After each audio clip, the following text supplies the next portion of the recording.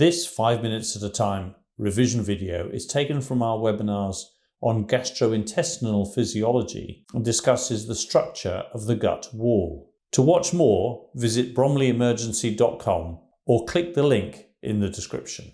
We're going to start by looking at the gut wall structure. And we're going to look at this in a generic way using the same structure of 4 layers that's described throughout the gut, even though the detail at each different part of the gut, the esophagus, stomach, small intestine, large intestine, etc., varies.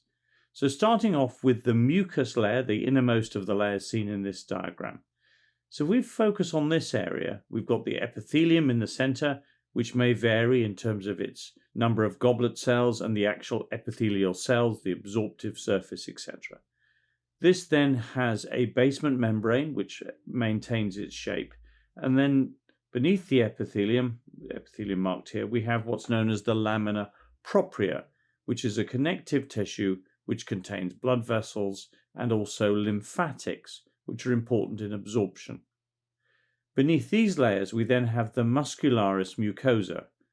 This is a double layer of muscles which are able to move the epithelial surface independent of the actual peristaltic waves going through the gut itself. So they are able to produce small and fairly local movements of the surface of the gut.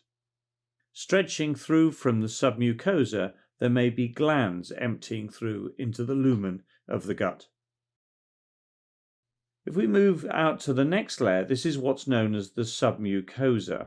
This has elastic fibers in it, which are important in maintaining the shape of the gut after distension from a passing bolus of food, etc. Lying over the surface and the outermost surface of this layer is Meissner's plexus. This is largely parasympathetic and provides secretomotor supply to glands, so it's the layer that's responsible for glandular secretions. It also has some afferent supply, some sensory supply from within the gut. If we now move out to the outer layers, we've got first of all the outer 2 muscular layers. These are made up of an inner circular layer of muscle with circular fibers going round the lumen of the gut. And this is able to contract and relax, so causing peristalsis within the gut.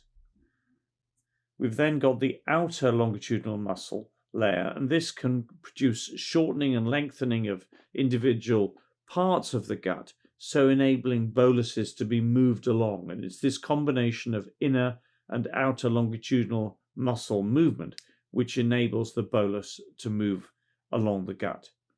And between these lies Auerbach's plexus. So this is the myenteric plexus, which is the motor supply to the gut. It's predominantly sympathetic in supply, but also has some sensory afferent fibers within it.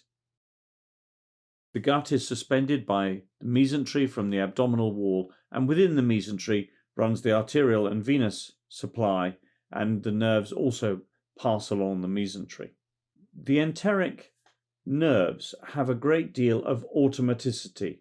There are a number of ganglia within the neural plexi, and in total it operates independent of central nervous system input. So it's able to function quite independently in controlling the activity of the gut and movement, and it's often referred to as the enteric nervous system. However, overall control by the central nervous system is important, but it is able to function to some extent independently.